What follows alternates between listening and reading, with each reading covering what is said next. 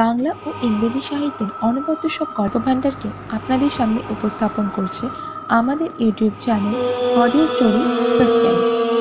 আজ আপনাদের জন্য রয়েছে সায়ন্তনী পুত্ততুণ্ডের লেখা ১১২। গল্প পাঠে আমি শিল্পা। আলিপুর জেলার স্থির দৃষ্টিতে কিছুক্ষণ মেপে নিয়েছিলেন ঋতিকাকে। তারপর একটু থেমে বললেন, কি দরকার ১১২র সঙ্গে? ঋতিকা ওর প্রেস কার্ড দেখিয়েছিল। নীলের দেওয়া চিঠিটা গুজে দিয়েছিল জেলারের হাতে। স্বরবর্ণটা উচ্চারণ করে দুটো জিনিসই ফেরত দিয়ে বললেন তিনি, বুঝলাম। স্টোরি তৈরি করবেন, চেষ্টা করে দেখুন, কিন্তু মনে হয় না হবে। প্রথম দিনে এমন হতাশাব্যঞ্জক কথা শুনে বিরক্ত হয়েছিল ঋতিকা। তার বিরক্তি লক্ষ্য করে জেলার হাসলেন। ম্যাডাম, এর আগেও অনেক রিপোর্টার এসেছে, যত তাড়াতাড়ি এসেছে তার চেয়েও তাড়াতাড়ি পালিয়ে গেছে। আপনি হচ্ছেন ৭ নম্বর। এই জন্যেই পুলিশের সঙ্গ ভালো লাগে না। কয়েদিদের নম্বর গুনতে গুনতে ওরা ভীষণভাবে নম্বর সর্বস্ব হয়ে যায়। যেমন বিদিশা সেনের নামের ভদ্রমহিলা ওদের কাছে ১১২ নম্বর কয়েদি, তেমনি ঋতিকাও ৭ নম্বর রিপোর্টার। কে জানে, এরা বোধহয় প্রেমিক প্রেমিকাকেও নম্বর দিয়েছেন। নীল একবার বলেছিল ঋতিকা নাকি তার ৬ নম্বর প্রেমিকা। হয়তো তার ফোনেও নাম্বারটা সেভ করেছে ৬ নাম্বার বলে। ভাগ্যিস দেশের সংবিধানের কৃপায় স্ত্রী বা স্বামী এখনো পর্যন্ত ১ নাম্বারই হতে পারে, তাই ওখানে নাম্বারের ফান্ডা মারার উপায় বিশেষ নেই।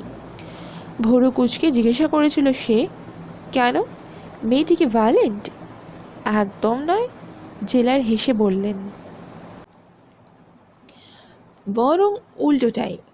কিন্তু স্টোরি লিখতে গেলে তো প্রথমে কমিউনিকেশনের প্রয়োজন।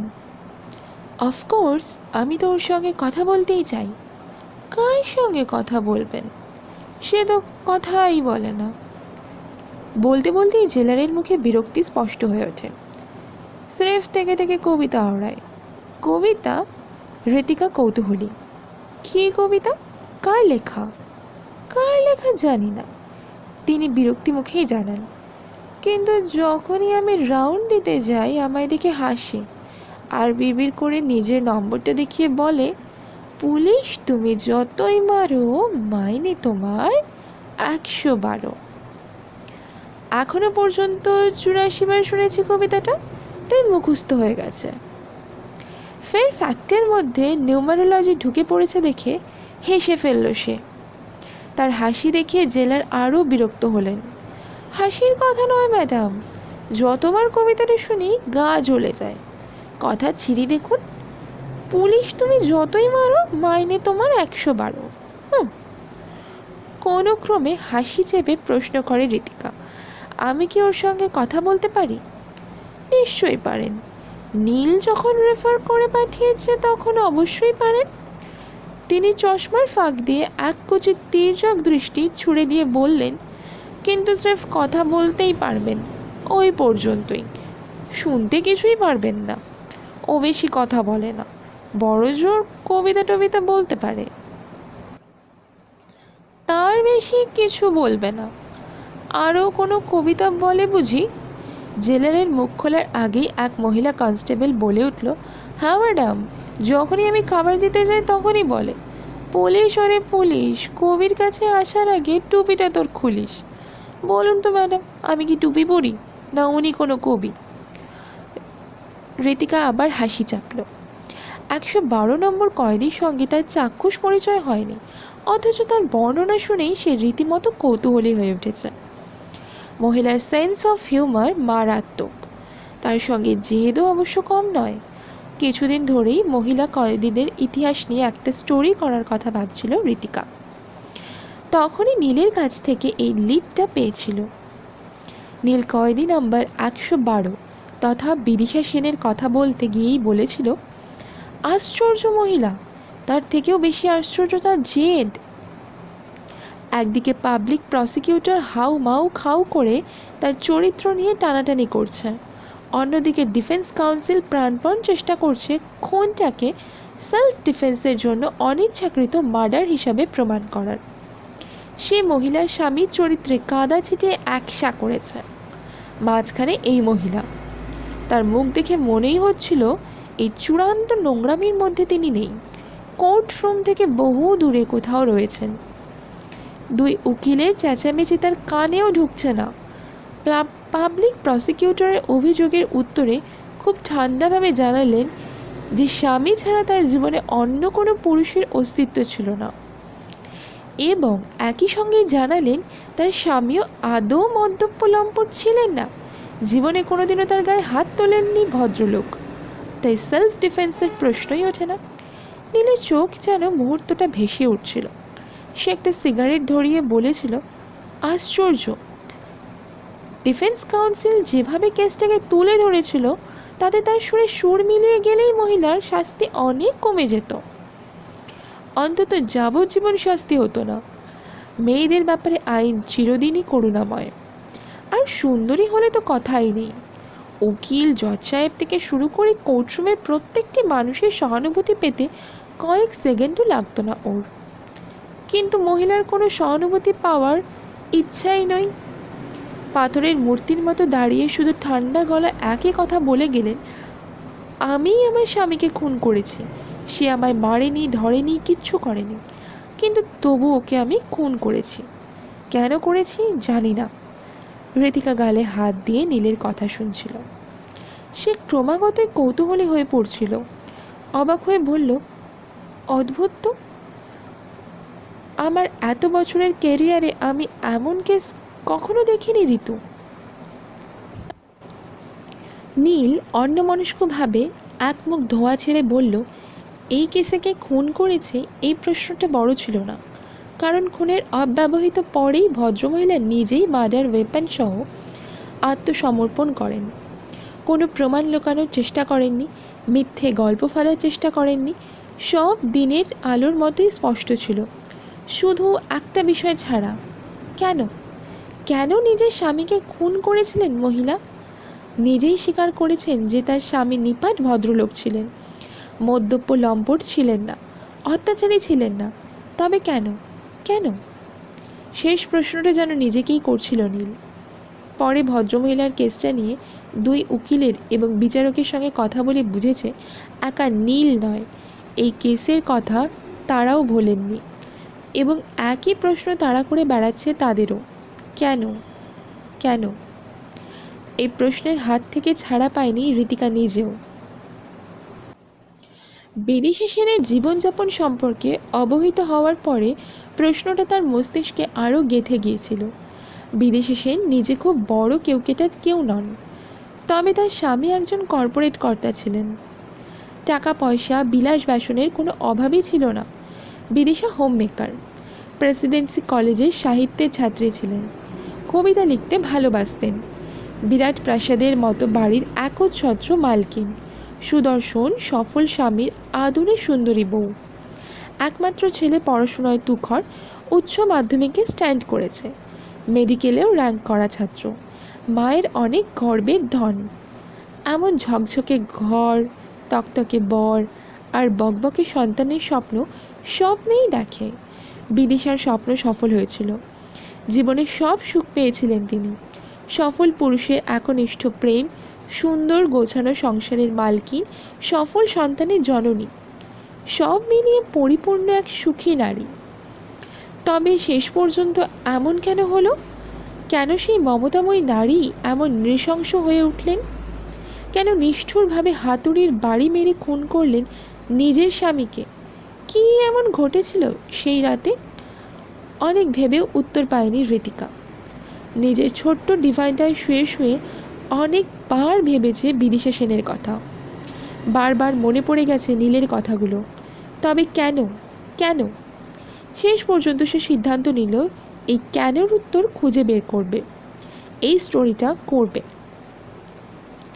তার জন্য যতই কাঠখড় পোড়াতে হোক না কেন এই রহস্যভেদ করেই ছাড়বে ঋতিকা। ম্যাডামকেও নিয়ে যাও, জেলারের কণ্ঠস্বরে মুহূর্তের মধ্যে চিন্তার সূত্র ছিঁড়ে গেল তার। সে চেয়ার ছেড়ে উঠে দাঁড়ালো। মহিলা কনস্টেবলের দিকে তাকিয়ে আদেশ করলেন, জেলার, নিয়ে যাও ওকে। কয়েদি নম্বর 112, বুঝেছ?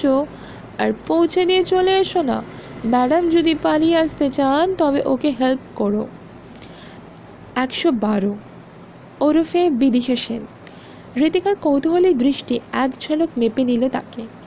অন্যান্য কয়েদিদের থেকে সম্পূর্ণ আলাদা মানুষটির চরিত্রের অনমনীয়তা আভাস খানিকটা চোয়াল ছুঁয়ে গেছে। এছাড়া গোটা মুখ আশ্চর্য রকমের কোমল, চোখ দুটোয় নরম স্থিরতার আভাস, মুখের গড়নটা অবিকল কুমারটুলির দুর্গা প্রতিমার ছাঁচে গড়া। গায়ের রং দেখলেই মনে হয় একটা সোনালি আলো বুঝি ভুল করে পিছলে পড়েছে। চুল অবিন্যস্ত, মুখে একটা ক্লান্তির ছাপ আছে ঠিকই, কিন্তু চোখে একটা আশ্চর্য মুক্তির আনন্দ খেলে বেড়াচ্ছে। যেন এই বন্দিগৃহেও তিনি খুঁজে পেয়েছেন মুক্তির রাস্তা। ঋতিকা অবাক হলো। যেমন ভেঙে পড়া অবিন্যস্ত অথবা আলুথালু মূর্তি দেখবে ভেবেছিল, এ সম্পূর্ণ তার বিপরীত চিত্র। আকস্মিকভাবে তার মনে হলো কোনো অনুতাপ নেই এই নারীর, নেই কোনো পাপবোধ।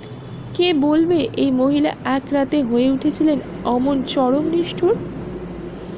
বিদিশার ব্যক্তিত্বের সামনে থমকে দাঁড়িয়েছিল ঋতিকা। প্রথমেই কি বলবে বুঝতে পারেনি, তাই শেষ পর্যন্ত মুখ খুললেন বিদিশা নিজেই। আপনি কে? রিপোর্টার।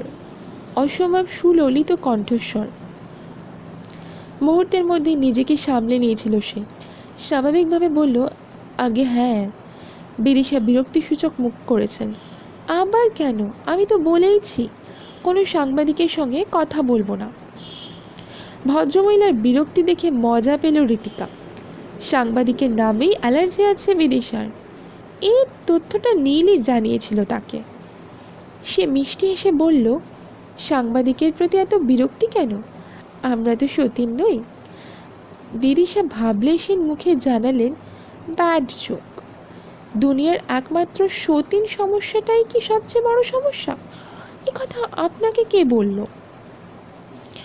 এখনকার মেয়েদের মুখে সতীন সম্পর্কে রসিকতা ভীষণ খেলো লাগে। ওসব উল্লুতে কথা আমাদের ঠাকুমা দিদিমাদের মুখে মানাতো, আপনার মুখে একটুও মানাচ্ছে না। প্রথমেই এমন একখানা বাউন্সার খেয়ে খানিকটা ব্যাকফুটে চলে গেল ঋতিকা। বুঝতে অসুবিধা হয় না, এখানে খাপ খোলা খুব একটা সহজ নয়। মহিলা বেশ কঠিন ঠাই, তবু সে একটু সহজ হওয়ার চেষ্টা করে। সাংবাদিকতা করার অপরাধে কি আমাকে দাঁড়িয়েই থাকতে হবে? বসতে বলবেন না? বিদিশা মৃদু হাসলেন। অতখানি অভদ্র এখনো হইনি, ওই খাটটার উপর বসতে পারেন। চাইলে আপনাকে ডিনারের অফারও দিতে পারি, কিন্তু জেলের পোড়া রুটি বা লাপসি কি আপনার মুখে রুচবে? আরও একবার মনে মনে ভদ্রমহিলার সেন্স অফ হিউমারের প্রশংসা করল ঋতিকা। তার অঙ্গুলি নির্দেশে মান্য করেই বসে পড়ল খাটটায়। কতক্ষণ বসবেন সেটা ঠিক করা আছে তো? ভদ্রমহিলার মুখে দুষ্টু দুষ্টু হাসি। নয়তো আপনার জন্য আমার পোষ্যদের অসুবিধা হতে পারে, ওরা শুধু আমার সহচর্যে অভ্যস্ত। পোষ্য? বিস্ময়ে চোখ কপালে উঠে গেল তার। এই জেলের মধ্যে বন্দি মানুষটিরও পোষ্য আছে? ভারতের কোনো আদালতে কয়েদির সঙ্গে পোষ্যদের রাখার অনুমতি দেওয়া হয় বলে তার জানা নেই। তবু একবার সে ক্ষুদ্রকার সেলটার চতুর্দিকে তাকিয়ে নিল। বিদেশে সম্ভবত তার মনের কথা বুঝতে পেরে ফের হাসলেন। ওভাবে ওদের দেখবেন না, ওরা সহজে দেখা যায় না। ঋতিকার বিস্ময়ভূত, মানে কাল্পনিক পোষ্য না ইনভিজিবল পেট? কোনোটাই নয়। তিনি মিটিমিটি হাসলেন। আসলে বিছানায় না শুয়ে পড়লে ওদের অস্তিত্ব ঠিক টের পাওয়া যায় না।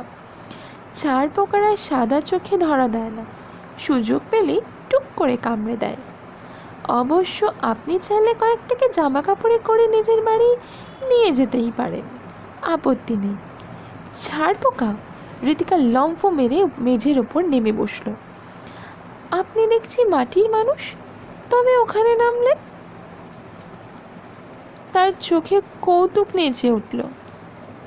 আরশোলা টিকটিকি তো আছেই, তার চেয়েও বড় বালাই ইঁদুর মাঝে মধ্যে আমার গায়ে উঠে পড়ে, তবে কামড়ায় না। কোয়াইট ফ্রেন্ডলি ইঁদুর। ইঁদুর আবার ফ্রেন্ডলি? কোনো মতে নিজেকে গুটিয়ে সন্তর্পণে বসল ঋতিকা। সে আস্তে আস্তে বুঝতে পারছিল যে সাংবাদিকরা কেন এখানে এসেই পালিয়ে যায়। তার সঙ্গে অন্য একটা প্রশ্ন বারবার ঘাই মেরে যাচ্ছে মাথায়। এমন বিলাসবাসনে থাকা মহিলা এই ভয়াবহ পরিবেশে দিন গুজরান করছেন কি করে? যার দুগ্ধ ফেন্নি শয্যার চাদরে একটা ভাঁজও থাকতো না, তিনি এই ছাড় পোকা সর্বস্ব খাটটায় কী করে রাত্রি যাপন করেন? দামি মোগলাই বা কন্টিনেন্টাল ফুডে অভ্যস্ত মুখে জেলের লাপসে কি রোচে? এয়ার কন্ডিশনারের আরামদায়ক শীতলতা ছেড়ে এই দম বন্ধ করা পরিবেশে কি তিনি হাঁপিয়ে ওঠেন না? অথচ মহিলাকে দেখে মনে হয় না যে এক রাতেও তিনি না ঘুমিয়ে আছেন, অথবা কখনো অখাদ্য খাবারের প্লেটটা ছুঁড়ে ফেলে দিয়েছেন। ঋতিকা বিদিশার চোখ দুটোর দিকে তাকালো।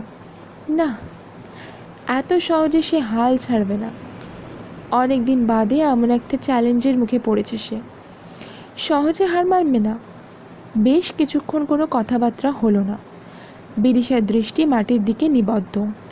ঋতিকা তার দিকে এক দৃষ্টে তাকিয়ে আছে। হিসেব মতো এখন তার প্রশ্ন করার কথা, কিন্তু প্রশ্ন করার সাহস পাচ্ছে না। কোথায় যেন বাঁধছে। সে ভাবছিল এবার কি করবে, কি করা উচিত। তার আগেই বিদিশা তাকিয়েছে তার দিকে। তোমাকে তুমিই বলছি, তিনি ধীর স্বরে বললেন। বয়সে বোধ হয় ছোটই হবে। কত বয়স তোমার? 35? বিদিশার চোখে আর সিথি ছুঁয়ে গেল। বিয়ে করেছ? না এখনও আনম্যারিড? বিয়ে করিনি। কেন? ইচ্ছে নেই, না সুযোগ হয়নি? ঋতিকা ঢোক গিলল। সচরাচর প্রশ্ন করাটা তারই কাজ হয়ে থাকে, কিন্তু এই ভদ্রমহিলা তো উল্টে তারই ইন্টারভিউ নিচ্ছেন। সে কি জবাব দেবে ভেবে পেল না। বিদিশা আপন মনেই বললেন, আমিও অবশ্য একসময় ঠিক করেছিলাম বিয়ে করব না। প্রেসিডেন্সি থেকে বাংলায় সাহিত্যে ফার্স্ট ক্লাস ফার্স্ট হওয়ার পরে ভেবেছিলাম বাংলা কবিতার আরাধনা করে বিপ্লবের সূচনা করব। কিন্তু মানুষ ভাবে এক আর হয় আর এক। যখন আমি বিপ্লবী হওয়ার জন্য কলমে শান দিচ্ছি, ঠিক তখনই বাবার আদেশ এলো, আর আমিও কলম টলম ফেলেই সুরসুর করে বসে পড়লাম ছাদনাতলায়। আমাদের সাহস ছিল না, তোমাদের আছে। কিন্তু কিন্তু তাতে তো কোনো ক্ষতি হয়নি। ঋতিকা তার কথার মাঝখানেই কথা গুঁজে দিয়েছে। 22 বছরের বিবাহিত জীবনে আপনি তো সুখীই ছিলেন। ইয়েস, হ্যাপিলি ম্যারিড তকমাটা আমার গায়ে সেটে দিতেই পারো। তবে তবে কি? তবে কেন? যে প্রশ্নটা এতদিন ধরে মাথায় ঘুরছিল সেই প্রশ্নটা করেই ফেলল সে। বিদিশা তার দিকে অদ্ভুত দৃষ্টিতে তাকালেন। কেন কি? কেন খুন করলাম সেটাই জানতে চাইছো তো? ঋতিকা অস্বস্তিতে পড়ে। সে মহিলার চোখ থেকে চোখ সরিয়ে নিয়েছে। চোখ নামিয়ে বলে, অনেকের ধারণা যে আপনার স্বামী অত্যাচারী ছিলেন, তাই। ইস, আফসোসসূচক শব্দ করলেন তিনি। একদম নিরূপা রায়ের কনসেপ্ট নয়। বেচারি সতী সাধ্যী মেয়ে মানুষটাকে রাক্ষসের মতো স্বামী রোজ পেটায়। মেয়েটা 22 বছর ধরে চুপ করে মার খেয়ে গেল, তারপর এক রাতে তার উপর দেবী চণ্ডী ত্রিশূল নিয়ে ভর করলেন। অমনি সেই নিরীহ মেয়েটা স্বামীর খচাংফু করে ছেড়ে দিল। বলতে বলতেই হেসে উঠলেন। খুব মজাদার ব্যাপার। তার মানে তুমি বলতে চাও মানুষের চোখে আমি নিরূপা রায়, তাই না? না, ঠিক তা নয়। তবে কেউ কেউ ভাবে আপনি অন্য কারোর দায় স্বেচ্ছায় ঘাড়ে টেনে নিয়েছেন। ঋতিকা কথাটা শেষ করতে না দিয়েই বিদিশা বললেন, oh you mean Sharmila Tagore of Aradhana? বেচারি মেয়েটি নিজের সন্তানকে বাঁচানোর জন্য খুনের দায় নিজের ঘাড়ে নিয়ে নিল, তাই তো? সে আর কি করবে বলুন? বুঝলো এখানে হঠকারিতা করা চূড়ান্ত বোকামি। বিদিশার ব্যঙ্গাত্মক কথাগুলো তার গায়ে তীরের মতো এসে বিঁধছে। তোমার কি মনে হয়? কৌতুকে ফের তার চোখে চকচক করে ওঠে। আমি নিরূপা রায় না শর্মিলা ঠাকুর? গলায় জোর এনে বলল ঋতিকা, সেটা জানতেই তো এসেছি। বিদিশা তার দিকে ঝুঁকে পড়লেন। তীক্ষ্ণ দৃষ্টিতে তাকে জরিপ করতে করতে বললেন, সত্যি কি তুমি জানো না? আমার তো মনে হয় তুমি সব জানো, তাই না? ঋতিকার সর্বাঙ্গ শিরশির করে উঠল। কোনো মতে ঢোক গিলে বলল, কি জানবো? তোমার প্রশ্নের উত্তরটা জানো না? বিদিশা বিড়বিড় করলেন, হয় তুমি জানো, নয় এখনো জানার সময় আসেনি। মানে? মানে? বলতে বলতেই আর চোখে বাইরের দিকে তাকিয়ে সজোরে হেসে উঠলেন তিনি। পুলিশ, তুমি যতই মারো মাইনে তোমার 112, বুঝলে? ঋতিকা কিছু বোঝার আগেই বাইরে থেকে জেলার হেঁকে উঠলেন, ও অসহ্য! ম্যাডাম, আপনার কাজ হয়েছে? নীল খুব মন দিয়েই ড্রাইভ করছিল। তার ডান হাতে ধরা ধুমায়িত সিগারেট। বড্ড সিগারেট খায় লোকটা, এক কথায় চেন স্মোকার।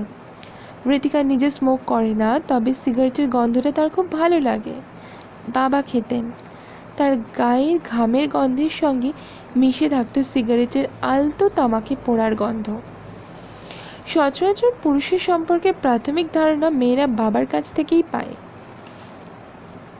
সেই অর্থে সিগারেটের গন্ধটা ভীষণ পুরুষালী মনে হয় তার। ওদিকে কাজ কিছু হলো? গম্ভীর গলায় প্রশ্ন করল নীল। ঋতিকা হতাশভাবে মাথা নাড়ে। সে এখনও মাটি কামড়ে পড়ে আছে। প্রথম দিনের ওই অদ্ভুত ইন্টারভিউয়ের পরও হাল ছাড়েনি। তারপর আরও বেশ কয়েকবার দেখা করেছে বিদিশার সঙ্গে, কিন্তু আশ্চর্য জেদি মহিলা।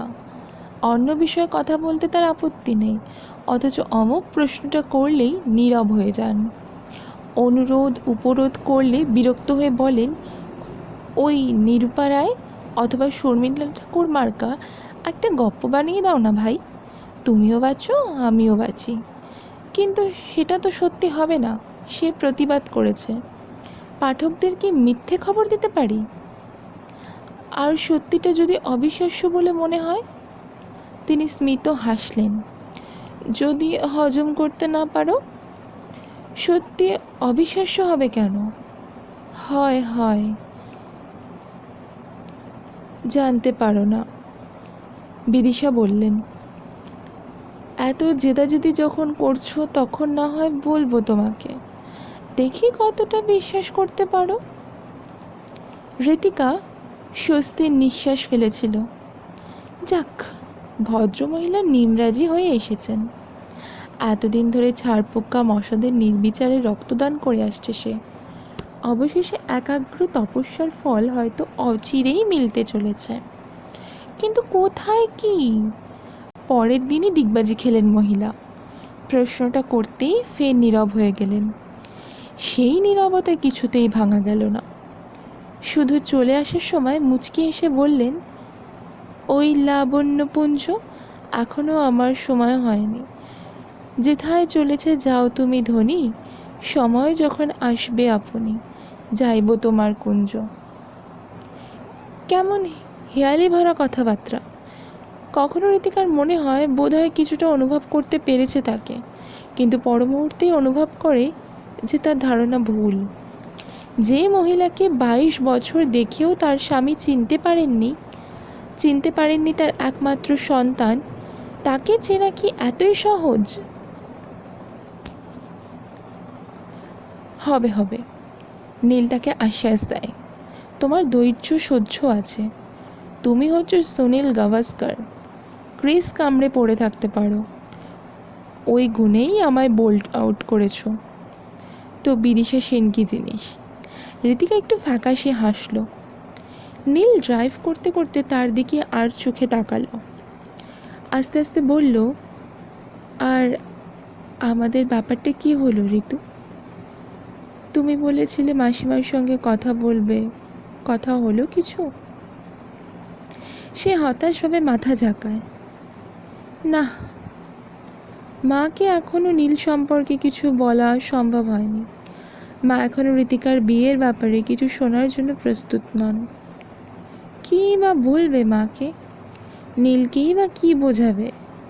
ওকে কি বলা যায় যে সংসারের অবস্থা এখন খুব সুস্থির নয়? বাবা মারা যাওয়ার পর থেকেই সমস্ত ওলটপালট হয়ে গেছে। সংসারের বড় মেয়ে হিসাবে ঋতিকা গত 10 বছর ধরে সাংবাদিকের চাকরি নিয়ে খানিকটা হাল ধরেছে। এখন গোটা সংসারটাই তার উপর নির্ভরশীল। একটা ছোট বোন আছে। কৃত্তিকা এই 28 বছরে পড়ল। কাজের মধ্যে একটাই কাজ জানে, রূপচর্চা ও ফ্যাশন। তার বিয়ে দিতে হবে। একটা বেকার ফ্রাস্ট্রেটেড ভাই আছে। সে পড়াশোনাটাও ঠিক মতো করেনি। 2-1বার একে তাকে ধরে তার চাকরির বন্দোবস্ত করে দিয়েছে ঋতিকা, কিন্তু চাকরিও রাখতে পারেনি। দুটো জিনিসই সে জীবনে ঠিক করতে পেরেছে। প্রথমত প্রেম করে বিয়ে, দ্বিতীয়ত বিয়ের 1 বছরের মাথাতেই স্ত্রীকে গর্ভবতী করার মহান দায়িত্ব পালন। সুতরাং ঋতিকার একার উপার্জনেই গোটা সংসার চলে। এই পরিস্থিতিতে স্বার্থপরের মতো নিজের বিয়ের কথা মাকে কি করে জানায় ঋতিকা? নীল তাকে আশ্বস্ত করে, তুমি মাসিমাকে বলো যে বিয়ের পর তুমি ওকে হেল্প করতে পারবে। তুমি না পারো আমি বলছি। না, ভয়ার্ত গলায় বলে সে। নীল প্লিজ, আমায় হ্যান্ডেল করতে দাও। আমি সময় করে ঠিক বলবো। আর কত ঋতু? নীলের গলায় অদ্ভুত আরতি। আর কতদিন? তুমি চাইলে আমি সারা জীবন অপেক্ষা করব। এতদিন ধরে তো একাই আছি। জীবনের শেষ দিন পর্যন্ত তোমার জন্য একা থাকতে পারবো। কিন্তু বয়স সে বসে থাকবে না। তোমার 35, আমার 40 পেরিয়েছে। অলরেডি আমরা দুজনেই অনেক দেরি করে ফেলেছি। আর কত দেরি? কতদিন দুজনে টিনেজদের মতো লুকিয়ে লুকিয়ে দেখা করব? আর কত রাত রেস্তোরাঁয় ডিনার করতে করতে একে অপরের দিকে তাকিয়ে দীর্ঘশ্বাস ফেলব? আমার কখনোই একসঙ্গে থাকতে পারবো না? তুমি কি কখনোই আমার জীবনে আসবে না ঋতু? ঋতিকা মাথা নিচু করে বসে থাকে। নীলের প্রশ্নের জবাব তার কাছে নেই। সে নিজেও জানে না শেষ পর্যন্ত কী হবে। নিজস্ব কিছু স্বপ্ন তারও আছে, কিন্তু সে স্বপ্ন দেখার সময় বা সুযোগ নেই। নীল দীর্ঘশ্বাস ফেলল। ঋতিকার নীরবতার অর্থ সে বোঝে, তাই বিশেষ কথা বাড়ালো না। গম্ভীরভাবে ঋতিকার বাড়ি থেকে বেশ কিছুটা দূরত্বে গাড়ি থামিয়ে বলল, ঠিক আছে, তুমি সুযোগ বুঝে এগিয়েও। I am keep my fingers crossed. Ritika সকৃতজ্ঞ দৃষ্টিপাত করে। থ্যাঙ্কস নীল। নীল আলতোভাবে কাঁধ ঝাঁকায়, তারপর হাত নাড়িয়ে চলে গেল হুশ করে।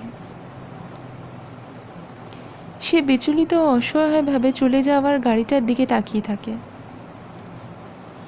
অপরিশ্রিয়মান গাড়িটার লাল ব্যাকলাইট যেন ব্যঙ্গ করছে। ওই চলে যাচ্ছে নীল। শেষ পর্যন্ত কি চলে যেতেই হবে তাকে? ওই আলোর বিন্দুর মতো সেও কি মিলিয়ে যাবে ঋতিকার জীবন থেকে? একটা অনিশ্চয়তা আর ভয় বুকে নিয়ে বাড়ি ফিরল ঋতিকা। একটা আলগা হতাশাও মনের ভেতর কাজ করছিল। ভাগ্যিস বাবা বাড়িটা তৈরি করে রেখে গিয়েছিলেন, নয়তো মাথা গোজার ঠাঁইটুকুও থাকতো না। গত 10 বছর ধরে এই বাড়ির বাসিন্দাদের জন্য আপ্রাণ খেটে চলেছে সে, কিন্তু সংসারের কাউকেই বোধহয় সন্তুষ্ট করার উপায় নেই। সে জানে সারাদিন ক্লান্তি খাটুনির পর বাড়িতে তার জন্য কি কি অপেক্ষা করছে। ছোট ভাইটা হয় বিছানায় আড়কাত হয়ে শুয়ে টিভি দেখবে, নয়তো পাড়ার ক্লাবে টপ্পা মারতে বেরিয়ে যাবে। মা বাতের ব্যথা নিয়ে শুয়ে ঘ্যান ঘ্যান করে অভিযোগ করবেন। ভাইয়ের গর্ভবতী বউটা রক্তহীন ফ্যাকাশে মুখে কিছুক্ষণ অভিযোগ শুনে ক্লান্ত বিরব শরীরটাকে টানতে টানতে ভেতরের ঘরে চলে যাবে। আর বোন, সে হয়তো এখন ইন্টারনেট ঘেটে রূপচর্চার নতুন কোনো উপায় খুঁজছে। ক্লান্তভাবে কলিং বেল বাজালেও ঋতিকা। এখন তার খুব ঘুম পাচ্ছে, মাথাটাও বেশ ধরে আছে। এই মুহূর্তে এক কাপ কড়া চা আর অবিচ্ছিন্ন শান্তি প্রয়োজন। দিদি, কৃত্তিকা দরজা খুলে উকি মারছে। ঋতিকা তার দিকে তাকিয়ে থেকে চোখ সরিয়ে নেয়। রোজ এই একই দৃশ্য। কৃতিকার মুখে সাদা সাদা কিছুর প্রলেপ। মুলতানি মাটি না চন্দন কে জানে, মাথায় খোঁচা খোঁচা ক্লিপের মতো কতগুলো কি যেন। এগুলো মাথায় দিলে কি উপকার হয় কে জানে। কৃত্তিকার চুল ক্রমাগত পাতলা হচ্ছে, তার উপর এইসব খিমচি ক্লিপগুলো লাগিয়ে রেখে চুলের আরও 12টা বাজাচ্ছে। যদি কোনোদিনও রূপ বিশেষজ্ঞরা বলেন যে বেগান স্প্রে চুলে নিয়মিত স্প্রে করলে চুলের ভলিউম বাড়বে, তবে হয়তো তাও করবে কৃত্তিকা। কোনো বিশ্বাস নেই। ঘরে পা দিতে না দিতেই মেজাজ খিচড়ে গেল তার। দুপুরের ভাতের এঁটো থালাগুলো তখনও টেবিলের ওপর শোভা পাচ্ছে। কেউ সরিয়ে রাখার সময় পায়নি। সোফার উপরে এক গাদা জামা কাপড় ডাই করা, গুছিয়ে রাখার কথা কারোর মনে হয়নি। বসার ঘরের পাখাটা ক্রমাগত ক্যাচ ক্যাচ করেই চলেছে। সকালেই সে অফিসে যাওয়ার পথে ইলেকট্রিশিয়ানকে পাখাটা দেখার কথা বলে গিয়েছিল। ভাই নির্মাল্যকেও পই পই করে বলেছে দুপুর নাগাদ লোকটাকে আর একবার তাগাদা দিতে। ইলেকট্রিশিয়ান, প্লাম্বার চিলকারই ভুলো প্রকৃতির। প্রয়োজনের সময় কারোর দেখা পাওয়া যায় না, তাই হুড়ো না দিলে কাজ হয় না। কিন্তু নির্মাল্য আর এক কাঠি সরেশ, লোকটাকে তাগাদা দিতেও ভুলে গেছে। ঋতু, ভেতরের ঘর থেকে মায়ের চড়া গলা ভেসে এলো। তুই আমার ভাতের তেলটা এনেছিস? আর টয়লেট সিটটা?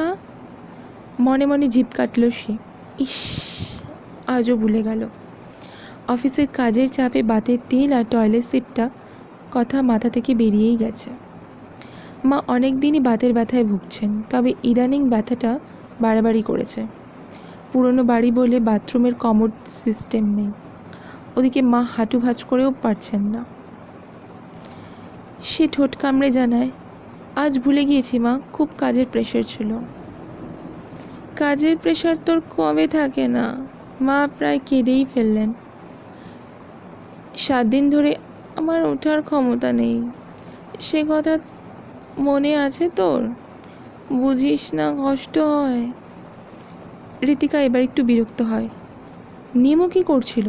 ও কি একটু বেরিয়ে বাতের তেল আর টয়লেট সিটটা অন্তত কিনে আনতে পারতো না? নিমুর দোষ দিবি না। মায়ের কণ্ঠস্বর আরেকটু চড়ল। সকাল থেকে ছেলেটার শরীর খারাপ, সারাদিন ধরে বিছানায় শুয়েছিল, ঠিক মতো খাবারও খায়নি। এখন একটু হাওয়া খেতে বেরিয়েছে। হাওয়া না কচু? খোয়া খেতে বেরিয়েছে, এবং খোয়ার সঙ্গে অকৃত্রিম গাজার মিক্সচারও আছে। বেশ কয়েকবার নির্মাল্যর গায়ে গাজার গন্ধটা পেয়েছে সে, কিন্তু সে কথা বললে মা আরও বেশি অভিমান করবেন। কে তাকে বোঝাবে যে কোনো কাজ করতে গেলে নিমুর শরীর খারাপ হয়? সে একটু ব্যঙ্গাত্মকভাবে বলল, শরীর খারাপ তো হবেই মা, ইলেকট্রিশিয়ানকে ডেকে আনতে বলেছিলাম যে। বসার ঘরের পাখাটা কীরকম আওয়াজ করছে শুনেছ? কোনোদিনও নির্ঘাত মাথায় ভেঙে পড়বে। তার জন্য নিমু কী করবে? তুই বলে যেতে পারিসনি? মা ফুঁসে উঠেছেন। তোর অফিসের রাস্তাতেই তো পড়ে ওর দোকান। আবার বলে যাব? বলতে বলতেই ঋতিকা বাথরুমে ঢুকে গেল। এখন তার অনেক কাজ।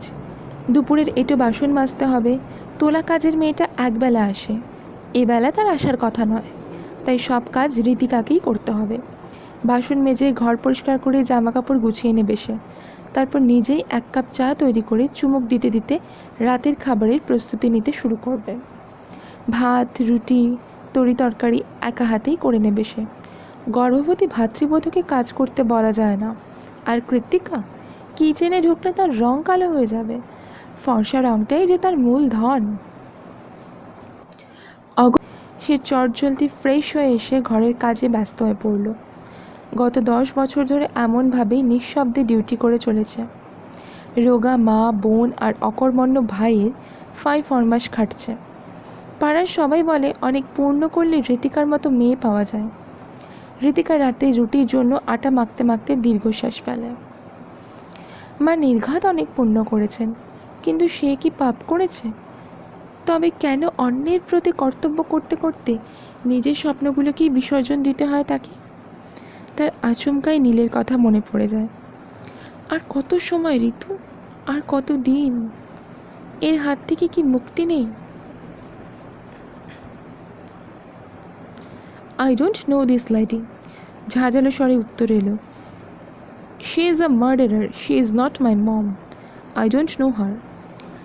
বিদেশি সেনের একমাত্র সুপুত্র রানাজি সেনের কথায় বিস্মিত হয়ে গেল ঋতিকা। এই ছেলেকে 9 মাস গর্ভে ধারণ করেছেন বিদিশা?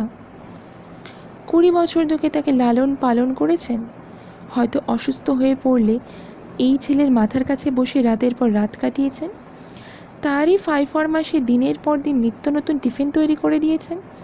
তার সমস্ত হুজ্জুতি অন্যায় আবদার সহ্য করেছেন। আর আজ সেই ছেলেই কোর্টে দাঁড়িয়ে মায়ের বিরুদ্ধে সাক্ষী দিচ্ছে, বলছে মাকে চেনে না। প্রাথমিক বিস্ময়টা কোনো মতে কাটিয়ে উঠে সে জানতে চাইল, সেদিন কি হয়েছিল তা কি কাইন্ডলি একটু মনে করে বলতে পারো? অফিসার ইন্দ্রনীল চ্যাটার্জি আপনাকে পাঠিয়েছেন না? ইয়েস। তিনি আমার স্টেটমেন্ট আপনাকে দেননি?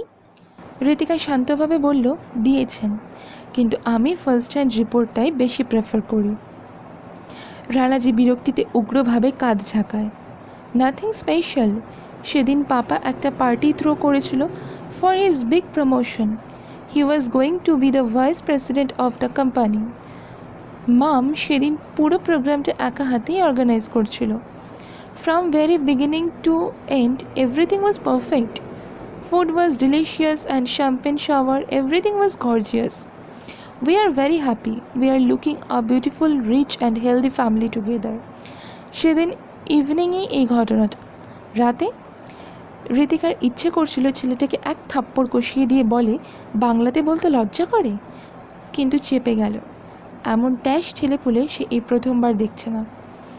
আর কিছু হয়েছিল? ঋতিকা জোর গলায় বলে, এমন কিছু যাতে তোমার মা কষ্ট পেয়েছিলেন কিংবা অপ্রতিভ হয়েছিলেন? Anything which made her feel blue? Not at all. ছেলেটি প্রতিবাদ করে, in fact she was very happy. সেদিন মাম পার্টিতে ফার্স্ট নিজের লেখা কবিতা রিসাইট করছিল। People were very entertained by her poems.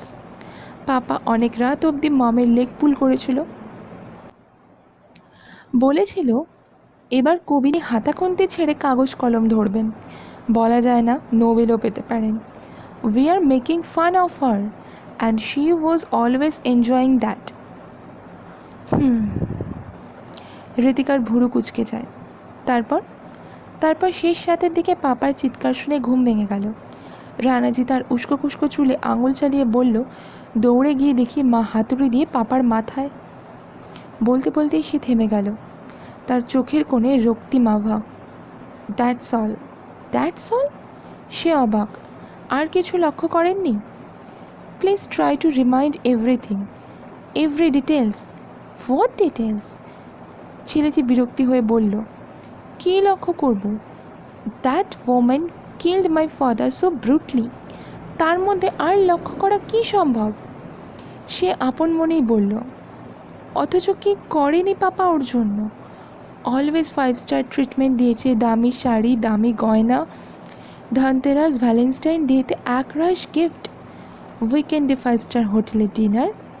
আমি ভাবতাম মাম পাপাকে খুব ভালোবাসে, but I was wrong. She never loved my papa. আর দ্যাট ওম্যান? ইচ্ছে করেই খোঁচাটা মারল সে। তিনি কি কিছুই করেনি তোমার পাপার জন্য? কি করেছে? রানাজি ফুঁসে ওঠে। দুবেলা রান্না করেছে, দেখাশোনা করেছে, জামা কাপড় গুছিয়ে দিয়েছে। সবাই করে, সব ওয়াইফ করে, বেশি কি করেছে? ঋতিকা দীর্ঘশ্বাস ফেলল। তাই তো, সবাই করে, বেশি কি করেছে? এই যে সে রোজ ভোরে ঘুম থেকে উঠে বাজারে দৌড়য়, সকাল সকাল সবার খাবার তৈরি করে, মাকে স্নান করিয়ে, টিফিন করিয়ে, ওষুধ খাইয়ে, নিজে স্নান করে কোনো মতে দুটো নাকে মুখে গুজে অফিস যায়, আবার সারাদিন ক্লান্তি গায়ে মেখে বাড়ি ফিরে ফের সকলে তড়িজুত করতে বলে, বেশি কি করে। নির্মাল্য বা কৃতিকা যখন বিছানা ছাড়ে ততক্ষণে তার অফিস যাওয়ার সময় হয়ে যায়। তা সত্ত্বেও ওদের জন্য বেডটি টিফিন করে দিতে কখনো ভুল হয় না তার। সত্যিই তো, বেশি কি করে। কথাটা হয়তো এত গায়ে লাগতো না ঋতিকার, কিন্তু আজ সকালের ঘটনাটায় মনটা তিতো হয়ে আছে। বিশেষ করে মা আর নির্মাল্য যেন ক্রমাগতই নিষ্ঠুর হয়ে উঠছে তার উপর। কখনো কখনো মনে হয় এটাও এক জাতীয় নির্যাতন, মেন্টাল টর্চার। ঘটনাটা নেহাতই সামান্য। পাড়ার যুবক সংঘের ছেলেগুলো আজ চাঁদা চাইতে এসেছিল। তখন সে অফিসে যাওয়ার জন্য তৈরি হচ্ছে। কলিং বেলের মুহুর্মুহু শব্দে বিরক্ত হয়ে এসে দাঁড়িয়ে বলেছিল, কি ব্যাপার? একটা ফর্সা মতো ছেলে তাকে দেখে অবাক হয়ে বলে, আপনি? নিমুদা নেই? নিমুদা ঘুমোচ্ছে, যা বলার আমাকেই বলো। আপনাকে? ছেলেটা বিস্মিত দৃষ্টিতে তার দিকে তাকিয়ে থাকে। বাড়িতে আর কেউ নেই? এবার বিরক্তির কুঞ্চন পড়ছিল ঋতিকার ভুরুতে। কেন? আমাকে দিয়ে কাজ হবে না? না মানে, পেছন থেকে একটা ছাগল দাড়িওয়ালা ছেলে বলে, আমরা আসলে নিমুদাকেই খুঁজছিলাম। আমি নির্মাল্যর দিদি। সে জোরালো গলায় বলল, যা বলার আমাকেই বলতে পারো। না মানে ফর্সা ছেলেটা ইতস্তত করে, এ বাড়িতে আর কোনো মেল মেম্বার নেই? আপনি তো। ঋতিকার মাথাটা হঠাৎই গরম হয়ে গেল। মেল মেম্বার দিয়ে এরা কি ধুয়ে জল খাবে? অথবা বাড়ির কর্তাকে খুঁজছে? জানে না যে এ বাড়ির কর্তা বা কর্ত্রী একজনই। আর সে যেই হোক, নির্মাল্য কোনো মতেই নয়। সে হয়তো দু একটা কড়া কথা বলেই দিত। তার আগেই নির্মাল্য ঘুম চোখে কচলাতে কচলাতে এসে দাঁড়ালো তার পেছনে। মুরব্বির মতো ভারী গলায় বলল, ও তোরা এসেছিস? এখানে দাঁড়িয়ে কেন? ভেতরে আয়, চা খাবি? এমনভাবে কথাটা বলল যেন 1 ডজন দাসদাসী মোতায়েন করে রেখেছে সে। মুখের কথা খসতে না খসতেই চায়ের কাপ হাতে নিয়ে আবির্ভূত হবে। কথাটা বলাই যেত, কিন্তু বাইরের লোকের সামনে সিন ক্রিয়েট করার লোক ঋতিকা নয়। সে একটা দীর্ঘশ্বাস ছেড়ে ফের কিচেনের দিকে চলে গেল। এখন প্রায় 1/2 ডজন লোকের জন্য চা করতে হবে তাকে। চা বিস্কুট দিতে না দিতেই ডাবল ডিমের অর্ডার আর মিষ্টির অর্ডার এলো। নির্মাল্য সম্প্রতি যুবক সংঘের প্রেসিডেন্ট হয়েছে। সন্ধ্যাবেলায় সেখানে গিয়ে তাস পেটায়, সিগারেট গাঁজা খায়। অতএব প্রেসিডেন্টের বাড়ি থেকে তো আর খালি মুখে ফেরানো যায় না সাঙ্গপাঙ্গদের। অবশেষে খেয়ে দিয়ে সিগারেট ফুঁকে ছেলেগুলো যখন বিদায় নিল, তখন ঋতিকার অলরেডি 20 মিনিট লেট হয়ে গিয়েছে। তা সত্ত্বেও সে ঝগড়া করার মুডে ছিল না। দু এক কথায় নিজের অসন্তুষ্টি জানিয়েই হয়তো অফিসের পথে বেরিয়ে যেত, কিন্তু তার মাথায় বাজ পড়ল যখন দেখলো হ্যান্ডব্যাগে গোটা 3 10 টাকার নোট আর কিছু খুচরো পড়ে আছে। 2 500 টাকার নোট বেমালুম হাওয়া। ঋতিকার মাথায় রক্ত চড়ে যায়। মাইনে পেয়ে প্রায় সব টাকাই সে সংসারের জন্য খরচ করে বা মায়ের হাতে তুলে দেয়। নিজের জন্য শুধু 1000 টাকা রাখে, ওটাই তার সারা মাসের খরচ। 1000 টাকায় অনেক কষ্টে টেনে টুনে 1 মাস চালায় সে। ট্যাক্সিতে চড়ার বিলাসিতা করে না, বাসে ট্রামে ঝুলতে ঝুলতে ঘেমে নিয়ে একসময় অফিসে পৌঁছয়। দামি রেস্তোরাঁর খাওয়ার প্রবল ইচ্ছা হলেও চেপে রাখে। নিজের জন্য একটা পয়সাও বাড়তি খরচ করে না। পার্লারে যায় না, দামি লিপস্টিক বা দামি পারফিউম কেনে না, সস্তার জিনিসেই ম্যানেজ করে নেয়। বন্ধুরা তার কাছে জন্মদিনের ট্রিট চাইতে চাইতে এখন ক্লান্ত হয়ে হাল ছেড়ে দিয়েছে। বন্ধুদের সামান্য এগরোল খাওয়াতে হলেও চিন্তায় পড়ে যায়। সারা মাস কৃচ্ছসাধন করে মাসের শেষে যে 100-200 টাকা বাঁচে সেটুকু ব্যাংকে জমায়। এমনকি নীলকে আজ পর্যন্ত একটা গিফটও দেয়নি। ঋতিকা সারা মাসের মূলধন মাত্র 1000 টাকা, কিন্তু সেই 1000 টাকা তার ব্যাগে নেই। অসম্ভব রাগে প্রায় চেঁচিয়ে উঠে সে, নিমু নিমু। নির্মাল্য আধখানা শেভ করা গাল নিয়ে এসে দাঁড়ালো। ও গালে তখনও শেভিং ক্রিমের ফেনা। চিরাচরিত ঠান্ডা গলায় জানতে চাইল, কি হয়েছে? চেঁচিয়ে বাড়ি মাথায় করছিস কেন? আমার ব্যাগ খুলেছিস তুই? 1000 টাকা নিয়েছিস? নির্মাল্য তেমনই নিরুত্তাপ গলায় বলে, হ্যাঁ, ওরা চাঁদা চাইছিল তাই। 1000 টাকা চাঁদা দিলি? বিস্ময় রাগে ঋতিকার চোখ লাল হয়ে যায়। 1,000 টাকা চাঁদা দিয়েছিস? আফটার অল আমি ক্লাবের প্রেসিডেন্ট, হাজারের কম দিলে প্রেস্টিজ থাকে না। ওসব তুই বুঝবি না। মানে? সে চেঁচিয়ে ওঠে। তুই ক্লাবের প্রেসিডেন্ট না আমেরিকার প্রেসিডেন্ট? নোট ছাপার মেশিন আছে তোর বাড়িতে? না তুই ব্যাংকের ওনার? পকেটে 1 পয়সা নেই, অথচ বাবুয়ানি 16 আনা। কে বলেছিল তোকে ফুটানি মারতে? টাকার খোটা দিবি না। নির্মাল্য গর্জে ওঠে। মস্ত তো মাস গেলে কেটেকুটে হাতে 12,000 টাকা পাস। আমাদের ক্লাবে এমন সব ছেলে আছে যারা 12,000 টাকার মদ কিনে মুতে দেয়। তাই ঋতিকা প্রায় তেড়ে যায়। তবে তাদের কাছেই জানা, বল মাস গেলে তোকে যেন অন্তত দুবেলা খাওয়ার পয়সাটা মুখতে দেয়। 1 পয়সা রোজগার করার মুরদ নেই বড় বড় কথা। বলতে বলতে তার চোখে জল এসে যায়। টাকা রোজগার করাটা কত কষ্টে সে ধারণা আছে তোর? 12,000 টাকায় 5 জনের সংসার কিভাবে চলে জানিস? প্রতি মাসে 3,000 টাকা শুধু ওষুধেরই খরচ।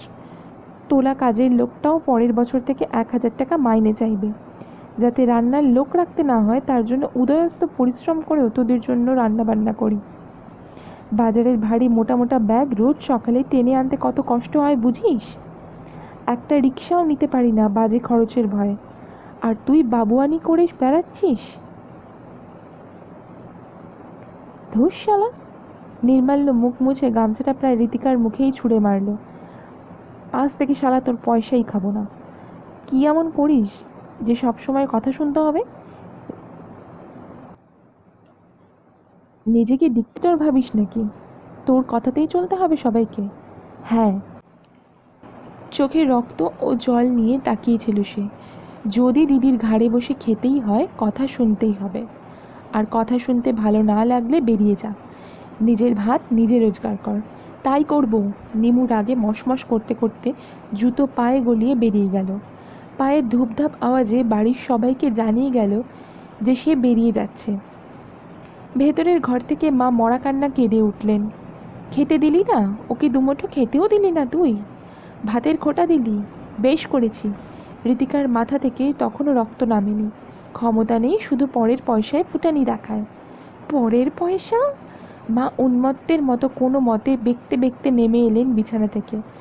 আলমারি খুলে এ মাসে দেওয়া টাকার প্যাকেটটা ছুঁড়ে মারলেন ঋতিকার মুখে। নিয়ে যা তোর টাকা, আমাদের কারো দরকার নেই। আমার না খেয়ে শুকিয়ে মরব, কিন্তু তোর টাকায় হাত দেব না। নিয়ে যা। কি এমন করেছিস আমাদের জন্য? কি এমন চুকে রেখেছিস যে এত টাকার রোয়াব? নিয়ে যা, যা। ঋতিকার জ্বলন্ত দৃষ্টিতে মায়ের দিকে তাকিয়ে টাকার প্যাকেটটা নিয়ে বেরিয়ে এসেছিল। সত্যিই তো, কি করেছে সে ওদের জন্য? কতটুকুই বা করেছে? একটু পরেই বুঝতে পারবে কি করেছে। একটু পরেই নির্মাল্য বুঝতে পারবে খিদে কাকে বলে। একটু পরেই মা বুঝবেন টয়লেটের সিট, বাতের ব্যথার তেল আর ওষুধগুলো না থাকলে কি হয়। তবু কেউ স্বীকার করবে না। তার মনে পড়ে যায় নীলের নিষ্ঠুর কথাগুলো। যতদিন তুমি নিঃশব্দে কাজ করে যাবে ততদিন কেউ বুঝবে না যে আসলে তুমি ঠিক কী করেছো। একবার নিষ্ঠুর হয়ে দেখো, একবার সব কাজ করা থামিয়ে দাও, তাহলেই দেখবে সবাই তোমার মর্যাদা বুঝেছে। ভাবতেই হাসি পেয়ে গেল। নীল জানে না নিষ্ঠুর হওয়া কতটা কঠিন। এই যে এই মুহূর্তে লাল রঙের চুলওয়ালা বড়লোকের ছেলেটা বড় বড় বকুনি মারছে। সে কি জানে যে মাম যদি প্রপার ব্রেকফাস্ট তৈরি করে না দিত, জামা কাপড় টিপটপ করে সাজিয়ে না রাখতো, পাপার ঔরসজাত সন্তানকে বুকে করে মানুষ না করতো, তবে ঠিক কী হতো? এখন বুঝতে পারছে হয়তো, কিন্তু স্বীকার করবে না। সেই তীব্র রাগটা ফের দপ করে জ্বলে উঠেছে মাথার মধ্যে। সে রানাজির দিকে তাকায়। Thanks for your cooperation. Last question. ছেলেটা বিরক্ত হয়ে বলল, প্রসিড। যখন তুমি হায়ার সেকেন্ডারিতে বা জয়েন্টে র্যাঙ্ক করেছিলে তখন কি তোমার mom also making fun of that? উত্তেজনায় অর্ধেক বাংলা অর্ধেক ইংলিশে প্রশ্নটা করে ফেলে ঋতিকা। মা কি তোমায় লেকপুল করেছিলেন? অথবা বাবা বলেছিলেন আমার ছেলে এবার মা বাবার হাত ছেড়ে অন্যের নাড়ি টিপতে যাচ্ছে? বলা যায় না বিধানচন্দ্র রায়ের দ্বিতীয় এডিশন হলেও হতে পারে। বলেছিলেন কেউ? তোমার অ্যাচিভমেন্ট নিয়ে কেউ ব্যঙ্গ করেছিল? And are you also enjoying that? বোকার মতো তাকিয়ে থাকে ছেলেটা, যেন প্রশ্নটার তাৎপর্যই বুঝতে পারছে না। ঢোক গিলে বলে, that was my achievement, a golden opportunity. Mum and papa was proud of me. Why should they? Right, মুচকি হাসল Ritika. Then why both of you are making fun of her poems? It was also an achievement for your mom, no? রানাজি স্তম্ভিতের মতো তাকিয়ে থাকে, কিছু বলে উঠতে পারে না। ঋতিকার দু চোখ তখনও জ্বলছে। জেলের আলো আধারী কুঠুরিতে বসে হঠাৎ মধুর কণ্ঠের নামগান শুনে ঋতিকা সচকিত হয়ে ওঠে। এমন পরিবেশে এমন সুরেলা গান শুনতে পাবে তা আশা করেনি। ছোট্ট অপরিসর সেলটায় একটা মাত্র কম পাওয়ারের বাল্ব মিটমিটিয়ে জ্বলছে। তার মৃদু আলোতে দুজনের মুখ স্পষ্টভাবে দেখা যায় না, তবু হয়তো আকস্মিকভাবে পাশের সেল থেকে গানের সুর শুনে ক্ষণিকের বিস্ময়ে ঋতিকার মুখে ছাপ ফেলেছিল। আর চোখে তা লক্ষ্য করে খুব খুব করে চাপা হাসলেন বিদিশা সেন। হাসছেন যে? বিদিশা সেন তখনও হাসছেন। কোনো মতে হাসি চাপার প্রাণপণ চেষ্টা করতে করতে বললেন, ওই যে তোমার নিরূপা রায় ভজন গাইছে। কথাটা মর্মার্থ তখনও বোঝেনি ঋতিকা, কিন্তু সে চুপ করে তাকিয়ে রইল বিদিশার দিকে। এতদিন মোটামুটি মহিলার চরিত্র সম্পর্কে কিছু কিছু ধারণা তৈরি করেছে। তিনি অনেক সময়ই সুবোধ্য কথা বলে ফেলেন, তারপর অবশ্য নিজেই আপন মনে সে হেয়ালির মর্মার্থ বলে দেন। তাই ঋতিকা তাকে সময় দিল। ভজনটা কে গাইছে জানেন? তার অনুমানকে সঠিক প্রমাণ করে কিছুক্ষণ চুপ করে থাকার পর বিদিশা নিজেই মুখ খুললেন। পাশের সেলের আরেক কয়েদি, গৌরী কেজরিওয়াল, আমার মতোই স্বামী হস্তা। তবে কারণটা সম্পূর্ণ আলাদা। কি কারণ? যে কারণটা ডিফেন্স কাউন্সিলের অনেকেই আমার উপর চাপাতে পারেনি। বিদিশা সকৌতিকে বললেন, লম্পট স্বামীর অত্যাচার। ওর স্বামীর ক্যারেক্টার বলে কিছুই ছিল না। পারফেক্ট ওমাইজার। ভদ্রমহিলা তা সত্ত্বেও সহ্য করছিলেন, কিন্তু শেষ পর্যন্ত যখন ওর স্বামী নিজের রিসেপশনিস্টকে নিয়েই বাড়িতে এনে খুল্লা বৃন্দাবন খুলে বসলেন, তখন আর সহ্য হলো না। নিজের স্বামীর লাইসেন্সড বন্দুক দিয়ে দুজনকেই নিকেশ করে দিলেন। বলতে বলতে হেসে ফেললেন তিনি। ঋতিকা কিছুক্ষণ স্তম্ভিতের মতো বিদিশার দিকে তাকিয়ে থাকে। এরকম একটা ট্র্যাজিক ঘটনায় হাসার মতো কি উপাদান পেলেন মহিলা? আশ্চর্য, স্বামীর লাম্পট্য সহ্য করতে পারলেন না, অথচ এখন সেই দেবতাকেই ভজনা করছেন, যিনি বহু নারী বল্লভা। হাসতে হাসতেই বললেন বিদিশা। মনুষ্য চরিত্র, বুঝলে? আমরা ভুলটাকে ভুল বলে চিনতে পারি না, অথচ সেই ভুলের মোহ কিছুতেই কাটিয়ে উঠতে পারি না, বরং সেই ভুলটাকেই আঁকড়ে ধরে বাঁচার চেষ্টা করি। ঋতিকা তীক্ষ্ণ দৃষ্টিতে তাকায়। আপনার ক্ষেত্রেও কি তাই হয়েছিল? কি হয়েছিল? সকৌতুকে বললেন বিদিশা। আপনিও কি কোনো ভুলকে আঁকড়ে ধরে বাঁচার চেষ্টা করছিলেন? তিনি মাথা নাড়ছেন। ইন্ডিভিজুয়ালি কথা বলছি না, সব মানুষের ক্ষেত্রেই এটা প্রযোজ্য। তোমার ক্ষেত্রে কি প্রযোজ্য নয়? ঋতিকার গা শিরশির করে ওঠে। বিদিশার চোখ দুটো বড় তীক্ষ্ণ, দৃষ্টি নয়, যেন এক্স-রে রশ্মি। সে নিজেকে সামলে নেয়, প্রসঙ্গ ঘোরানোর জন্য বলে, আচ্ছা, এখানে আপনার কষ্ট হচ্ছে না? আপনি তো ডিলাক্স লাইফে অভ্যস্ত ছিলেন। তিনি ঋতিকার কৌশলটা বুঝে ফেলে মৃদু হাসলেন। আগে ডিলাক্স লাইফে অভ্যস্ত ছিলাম, এখন জেলের লাইফে অভ্যস্ত হয়েছে। মেয়েদের আর কিসের অভ্যাস ভাই? অভ্যাস শব্দটা আমাদের ডিকশনারিতে থাকতে নেই, মানিয়ে নেওয়া শব্দটা বরং অনেক বেশি জরুরি। তবু সত্যি বলতে কি এখানে আমার কিন্তু তেমন অসুবিধা হচ্ছে না। বিদিশা হাসতে হাসতেই বললেন, আগে সন্ধেবেলায় ঘুম থেকে উঠেই টেনশনে পড়তে হয়, কি ব্রেকফাস্ট হবে, ছেলের বাবা পোচ খায় না, ছেলে আবার অমলেট পছন্দ করে, ছেলের বাবা কফিতে কতটুকু দুধ খাবে, ক চামচ চিনি খাবে, সুগার প্রেশারের ওষুধ ঠিকমতো খেলো কি না, ছেলের আবার দুধে ছোটোবেলা থেকেই অ্যালার্জি, তার জন্য ফ্রুট জুস মাস্ট।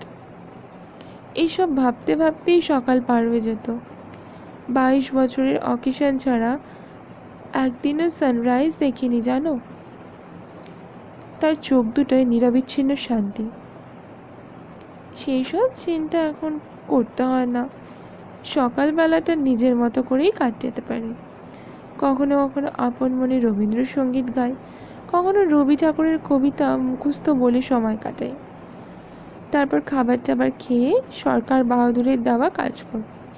বাড়িতে এক গাদা স্পাইসি খাবার খেতে হতো, আমার কষ্ট হতো, কিন্তু ছেলে আর স্বামী এক গাদা ঝাল তেল চপচপে খাবার ছাড়া খেতেই পারতো না।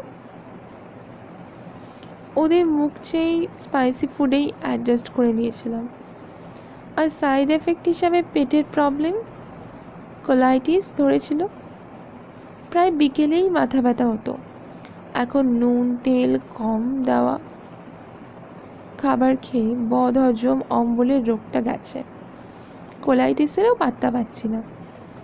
শরীর অনেক ফুরফুরে লাগে। গদিওয়ালা বিছানায় শুয়ে স্পন্ডিলাইটিস ধরেছিল, এখন শক্ত তক্তাপোষেই শুই।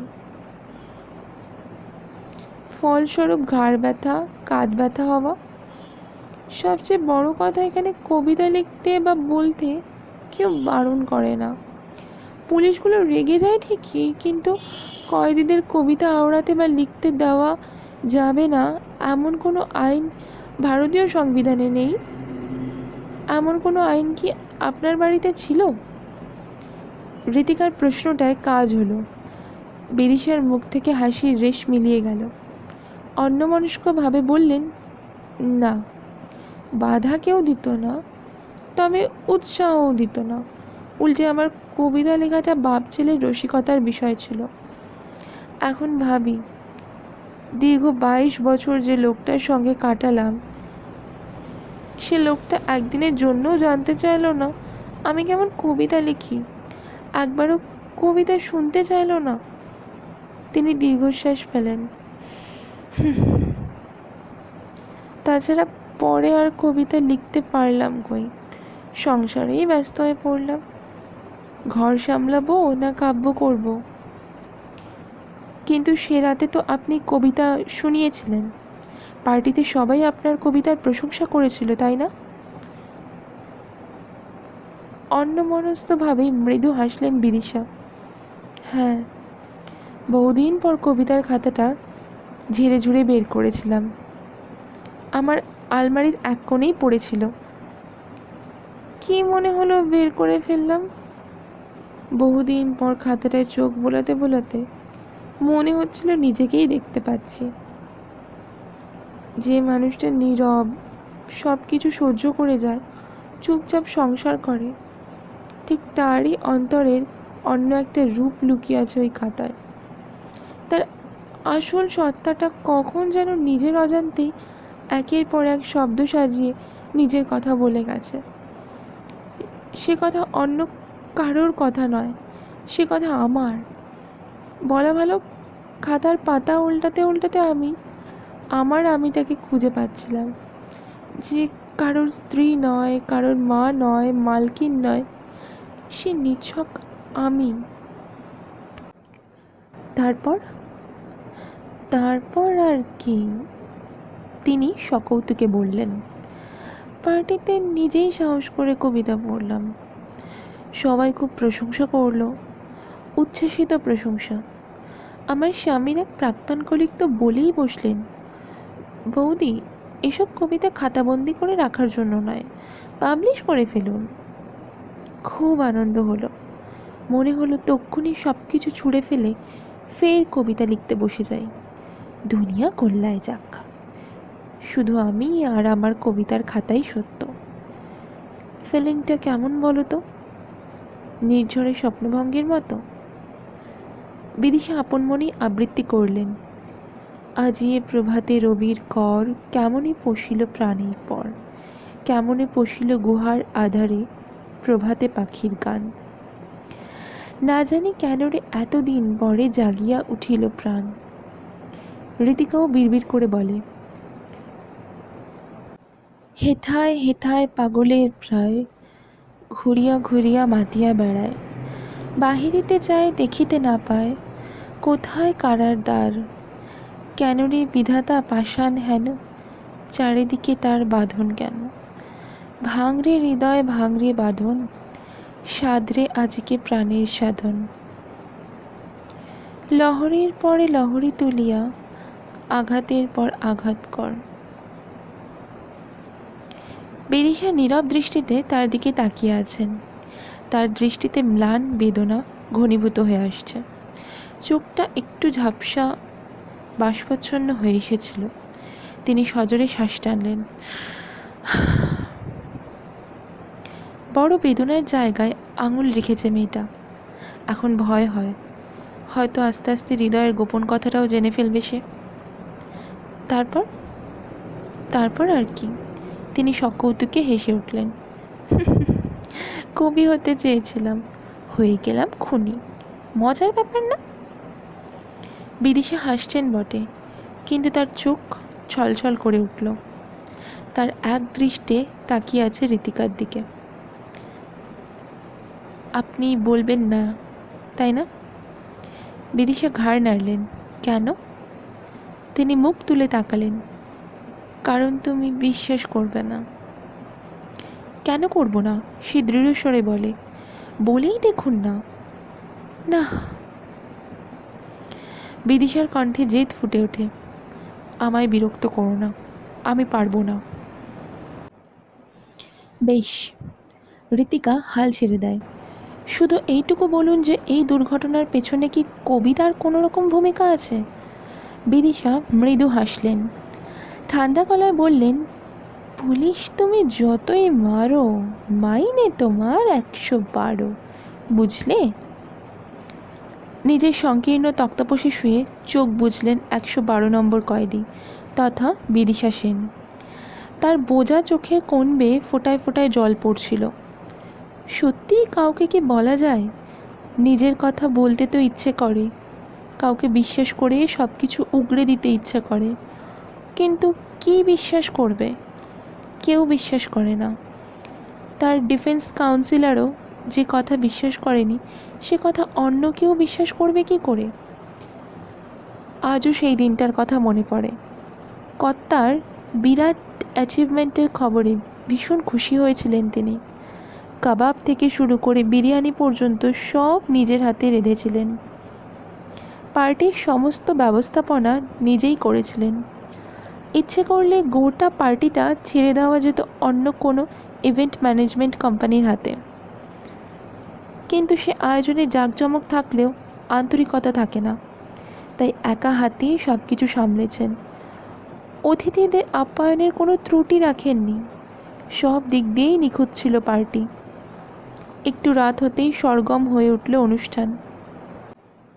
অতিথিরা খাবার পানীয়ের সঙ্গে বিনোদন খুঁজছিলেন। কর্তা বেসুরো গলায় গোটা কয়েক কিশোর কুমারের গান গাইলেন। খানিকটা গাইলেন, খানিকটা ভুলে গেলেন। কখনো হু হু করে, কখনো নি নি নানা করে ভুলে যাওয়া কথাগুলো ম্যানেজ দিলেন। কখনো নিজেরই বেসুরো গানে হো হো করে হেসে উঠলেন।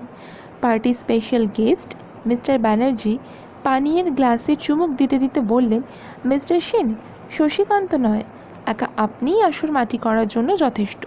বেসুরো গান আর সহ্য হচ্ছে না। মিসেস সেন, আপনি গান জানেন? বিদিশা লাজুকভাবে মাথা নাড়লেন। না, আমি গান জানি না। তবে নাচ? না। তবে? তিনি লাজুক ভঙ্গিতে জানালেন, একসময় কবিতা লিখতাম। কবিতা? মিস্টার ব্যানার্জি বিস্মিত ও অভিভূত। আপনি কবি? না, ঠিক কবি নই। লজ্জায় লাল হয়ে গিয়েছিলেন তিনি। ওই শখ আর কি। হয়ে যাক হয়ে যাক। মিস্টার ব্যানার্জির সঙ্গে উপস্থিত অতিথিবৃন্দ গলা মেলালেন। এরশাদ এরশাদ। তার পরের মুহূর্তগুলো স্বপ্নের মতো মনে হয় তার। প্রথম দিকে নার্ভাস কাঁপা কাঁপা গলায় কবিতা পাঠ শুরু করলেন। শ্রোতারা স্তম্ভিত। ধ্বনি উঠল, এনকোর এনকোর। তারপর একের পর এক শ্রোতাদের তৃষ্ণা যেন মেটে না। উচ্ছ্বাসিত হাততালিতে ভরে উঠেছিল বিদিশার সন্ধেটা। মনে হচ্ছিল যেন পায়রা উড়ে বেড়াচ্ছে গোটা ঘরে। নিজেই বুঁদ হয়ে যাচ্ছিলেন নিজের মধ্যে। আনন্দে বুক ভরে উঠছিল।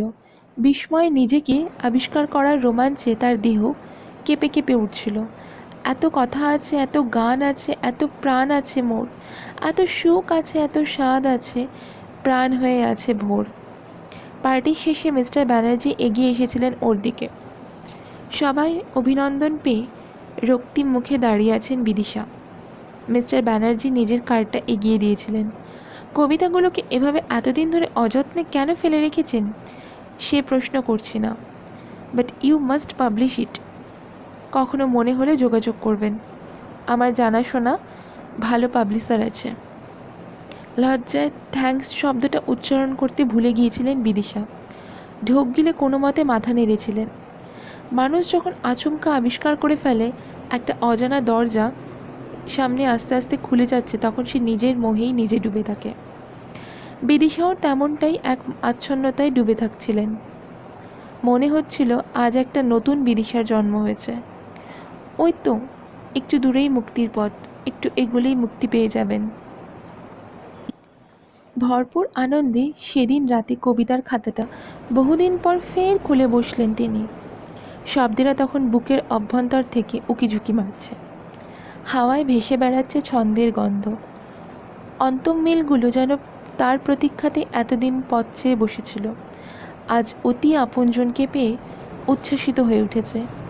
শুনতে পাচ্ছেন বাবা আর ছেলে মিলে তার কবিতা নিয়ে ঠাট্টা ইয়ার্কি মারছে। বিদিশা মৃদু হেসে এড়িয়ে গেলেন। অনেকদিন পর নিজেকে খুঁজে পেয়েছেন। তার ভেতরের আসল মানুষটাকে আজ মুক্ত হয়েছে। আজ আর কারোর কটু কথা তার কানে ঢুকবে না। কবিতার ভেতরেই বুঁদ হয়েছিলেন তিনি। সময়ের দিকে খেয়ালই ছিল না। আচমকা খেয়াল হলো গালের ওপর একটা উষ্ণ স্পর্শ। কর্তা এসে তার গালে হাত রেখেছেন। তার চোখের দৃষ্টিতে কামনা উপচে পড়ছে। আঙুলের ছোঁয়াতে রমণের ইচ্ছা স্পষ্ট। আস্তে আস্তে বিদিশা বললেন, আজ নয় প্লিজ, আজ আমি খুব টায়ার্ড, কিন্তু আমার যে ইচ্ছে করছে। পুরুষটি বললেন, কতদিন আমরা ভালোবাসি না, please let me love you. আজ না, তিনি প্রবল অনিচ্ছা জানালেন। I know you love me and I love you too. Love মেকিংটা অন্যদিনের জন্য তোলা থাক না, প্লিজ সোনা। কর্তা তাকে জড়িয়ে ধরে চুমু খেতে খেতে বললেন, don't spoil my night, come on. না, আমি টায়ার্ড। লোকটাকে জোর করে সরিয়ে দিচ্ছেন বিদিশা। তাছাড়া আমি কাজ করছি, ডিস্টার্ব করো না। প্রত্যাখ্যাত হয়ে বোধহয় মানুষটার আত্মা অভিমানে লেগেছে। সরে গিয়ে দাঁতে দাঁত পিষে বললেন, কি এমন রাজকার্য করছো তুমি? কতগুলো ছাইপাশ কবিতা লিখছো, কয়েকটা লোক জাস্ট ফালতু ফালতু হাততালি দিল, আর তুমিও বার খেয়ে নিজেকে এমিল ব্রন্ট কিংবা এলিজাবেথ ব্যারেট ব্রাউনিং ভাবতে শুরু করলে। কী দাম তোমার কবিতার? কে পড়বে? এই দেখো। বলতে বলতেই ছিনিয়ে নিয়েছেন তার কবিতার খাতাটা। বিদিশা বাধা দেবার চেষ্টা করতেই তাকে ঠেলে ফেললেন। আক্রোশে কবিতার খাতার পাতাগুলো কুটি কুটি করে ছিঁড়ে ফেললেন তিনি। বিদিশা চরম বেদনায় দেখলেন তার মুক্তির দরজা বন্ধ হয়ে গেল। আমিটা একরাশ জঞ্জালে পরিণত হচ্ছে। নিজের সব কিছু তো দিয়েই দিয়েছেন এই লোকটাকে, এত দেওয়ার পরেও এই প্রতিদান! বিদিশার মাথায় যেন আগুন জ্বলে উঠল। 22 বছর ধরে ঘর করার পরেও এই লোকটার কাছে তার কোনো মূল্য নেই, তার নিজস্ব সত্তার স্বপ্নের কোনো মূল্য নেই। কী চেয়েছিলেন তিনি? সংসারের হাফ ধরে যাওয়া রুটিন থেকে সামান্য সময়ের জন্য মুক্তি, নিজের সামনে একা বসার স্বাধীনতা, সেটুকুও কেড়ে নেবে? তিনি এতই মূল্যহীন? এত রাগ তার কখনো হয়নি। মাথার মধ্যে একটা রাক্ষস তাপিয়ে বেড়াচ্ছে। চোখের সামনে দেখলেন লোকটা কবিতার খাতা শতচ্ছিন্ন করে জানলা দিয়ে বাইরে ছুঁড়ে ফেলে দিল, যেন তার স্বাধীনতাকে অবহেলায় ফেলে দিল বাইরে। কি পেয়েছে এরা? সারা জীবন ওদের ইশারায় নাচতে হবে, নিজেকে নিংড়ে দিতে হবে, নিজস্ব কিছুই থাকতে দেবে না, শুধুই দিয়ে যাবেন। পাওয়ার কিছুই নেই, কিছু চাওয়ার অধিকার নেই। তার পরের কথা স্পষ্ট মনে নেই বিদিশার। অসম্ভব পৈশাচিক ক্রোধ তার চেতনাকে লুপ্ত করে দিয়েছিল। সম্বিত ফিরল ছেলের চিৎকারে। বিস্মিত ভয়ার্ত দৃষ্টিতে দেখলেন বিছানায় তার স্বামীর রক্তাক্ত মৃতদেহ, আর তার হাতে একটা রক্তাক্ত হাতুড়ি। দীর্ঘশ্বাস ফেললেন বিদিশা। তিনি মুক্তি চেয়েছিলেন, কাউকে মারতে চাননি, অথচ মেরে ফেললেন। না, এর জন্য কোনো অনুতাপ নেই, কোনো পাপবোধ নেই, একটাই দুঃখ, কেউ তার কথা বিশ্বাস করবে না, বিশ্বাস করলেও সহানুভূতি জানাবে না। কিন্তু ঋতিকা, ওই সাংবাদিক মেয়েটি, তিনি আপন মনেই মুচকি হাসেন। মেয়েটার দু চোখে বন্দিত্ব দেখেছেন, সংসারে বদ্ধ জীব, মনে মনে নিশ্চয়ই সেও মুক্ত হতে চায়। নয়তো নির্ঝরের স্বপ্নভঙ্গ, এর এত লাইন থাকতে মেয়েটি ওই লাইনগুলোই আবৃত্তি করলো কেন? তিনি বিড়বিড় করে ফের উচ্চারণ করলেন সেই শব্দগুলো। হেথায় হেথায় পাগলের প্রায়, ঘুরিয়া ঘুরিয়া মাতিয়া বেড়ায়, বাহিরিতে